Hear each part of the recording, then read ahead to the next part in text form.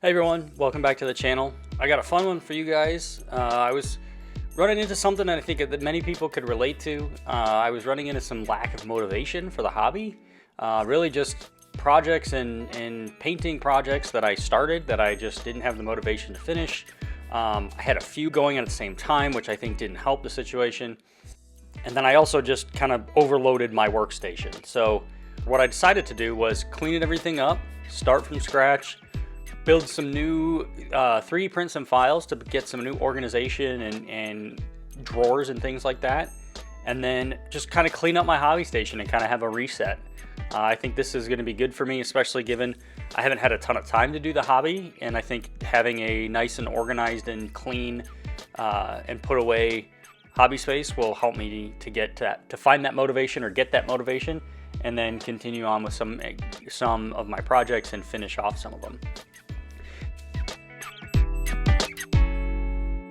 Here's the files that I used.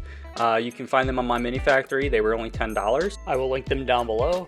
I like these because they were reasonably priced, and it looks like there was a lot of modularity, which was important to me. It did take me a good part of a week to print all these files off to get the bases or the structures, and then also the drawers. I did print everything kind of one piece at a time, but I kind of got going and printed a couple of the main bases out, just so I could start getting an idea of what the space was going to look like. I did a lot of fitment, and I wanted to make sure that I wasn't going to be printing more than I needed, because these were such long prints and using quite a bit of filament. So I didn't want to overprint what I needed, but I wanted to make sure that I was getting everything that I needed. So I started off with 2 of these main pieces, and then I started off with 2 of the corner pieces. But really it was just kind of a one piece at a time approach, and making sure that I was printing the right things and putting them in the right places. A couple things that came immediately apparent was the height. I was going to run into a height issue because of how tall the top racking was. So as you can see, these pieces kind of stack together a little bit. Eventually we'll go over the magnets and putting magnets on to keep the pieces together, but you'll see it kind of runs into my paint storage that I have on my honeycomb wall system. So I had to rearrange that, or I decided I was going to rearrange that, but at the same time I decided I was going to cut these pieces down, and I just used the Bambu Lab or Bambu Studio cut feature, and they turned out really well in the end. So I have one that's the full size, and then my 2 corner pieces are the ones that I cut down. And the other fix for the paint racks on top of those boxes was to just move my honeycomb wall system, or my paint racking on my honeycomb wall system, upwards. So I had to so I printed off some more of the honeycomb pieces, and then some of the mounting tabs or adapters.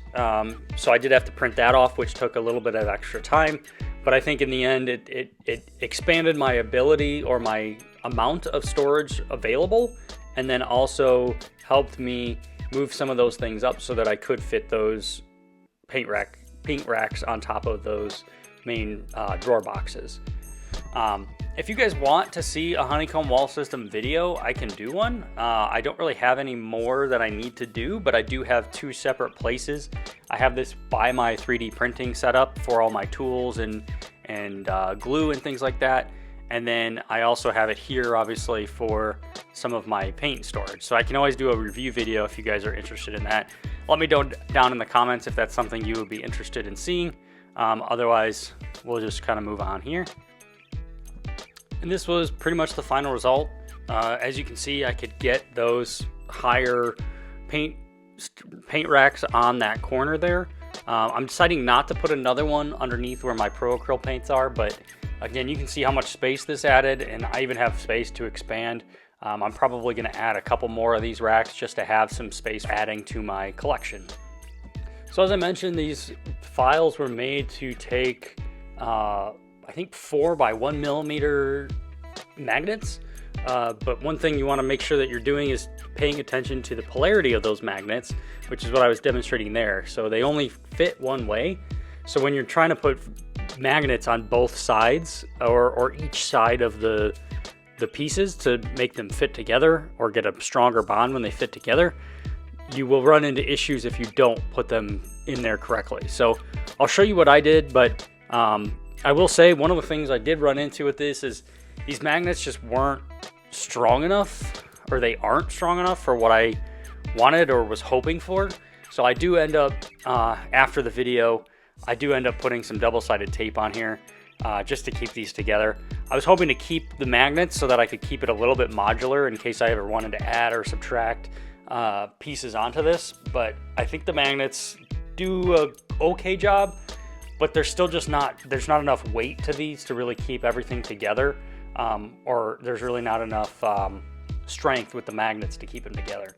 So I do end up putting double-sided tape, but again, you may have different experience, or maybe it's just the magnets that I'm using. The magnets are really easy to put in the holes. Obviously, you just put a magnet in there, or you put a little dab of super glue, put the magnet in there and let it dry. It can be a little bit difficult to get the magnet off, but you just want to make sure that they're nice and flat on there. And then to put the magnets on the other piece, or the other side, is I basically just let the first magnet dry, and then I put another magnet on top of that, and then put a little glue in the hole of the other one, line those up, and then slid off the other side, or slid off the piece that had the already glued magnet on it, and it just came right off and had perfect alignment. And I made sure that I had the polarity because it was already stuck to the other side, or the other magnet on the other side. So I basically just rinse and repeat this process. It does take a little bit of effort, especially if you end up with some extra glue from your first magnet. But again, that's fairly easy to just kind of troubleshoot there. Just making sure that the first set of magnets that you do are fully dry. Otherwise, you could run into a situation where those magnets end up sticking to each other, or they come off of the original piece, and then you got to redo it or do it all by hand. So then finally, with everything together, all the magnets on the pieces, I was able to start figuring out where everything was going to go. I mean, you can see this is just kind of a snapshot of all the junk that I had that I wanted to find a place for. And here you can see me finally putting everything together, or starting to, and get an idea of what it's gonna end up looking like in the end, just to kind of get that final fitment together before I start loading all my stuff into those boxes and drawers.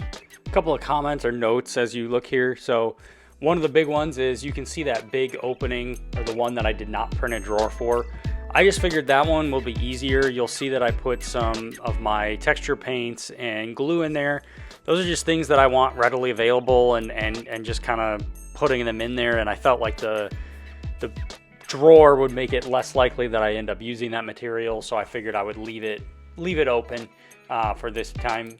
The other thing, you'll see those cut down, or those lower paint racks in the corner. It looks from the video that I would not have needed to cut down that fourth level, but I think for the one at least closest to the honeycomb wall system, I definitely wanted that. I think if I had not cut that down, it would have been too tall still, and it would have been tough. You can see even the one that I have there for the square box with the paint rack on top, I didn't actually fill that up. I'm going to put some paints that I don't typically use in that. But for the one in the corner, I was glad that I did not add that extra rack. I missed the extra storage, but again, I think with what I put on the wall from the honeycomb wall system, it'll make up for it, or it did make up for it. So that's just a note there. And then the Citadel one, and the one to the right, or the right part of the corner, I was okay with that. It because of how my light comes over, and I didn't want to necessarily compromise where my light was shining. So that's why I cut that one down as well. And again, you can decide to do that or not. It's a pretty easy, simple cut or planer cut in Bamboo Studio. But again, for me, this just kind of worked out for what I needed. Overall, I'm really happy with how this turned out. I really feel like I know where things are now, and I was able to organize things where I use them, or things that I use more often than other things. And then I don't feel like I have so much stuff sitting on my desktop. So that way I'll have the desktop just for the models I'm actually working on, and the paints I'm using, and my wet palette, and my water pots. And here's the final result. Again, I'm super happy with it. I feel a lot more organized and motivated to paint now. I'm excited to use this, and I will be using this very soon.